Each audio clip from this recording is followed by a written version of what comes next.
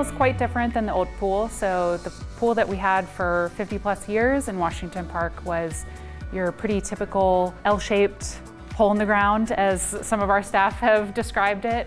So it was a lot of space, but not really programmed for how people want to use it now. So when we realized we had to do the replacement, we heard from a lot of folks that they really wanted more of a family leisure style pool, more features like splash features and fun things for all ages.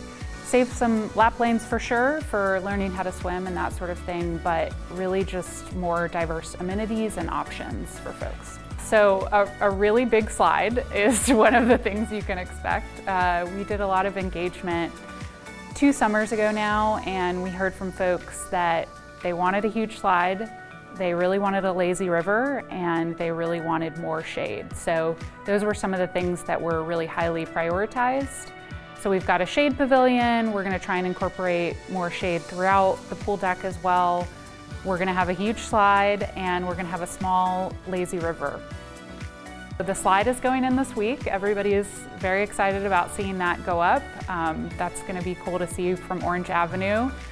And the pool house, the structure is pretty well complete, and we're going to be working on interior plumbing rough-in, electrical rough-in, those types of systems for the building. The shade pavilion foundation is in, and the structure is going to go up in the coming weeks as well. All of the pool is actually installed. So the concrete for the pool, the tile, the coping is all actually already done.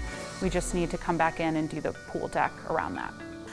It's going to be ready for summer 2025. So we've got a few more months of construction, and we'll be opening for this summer season.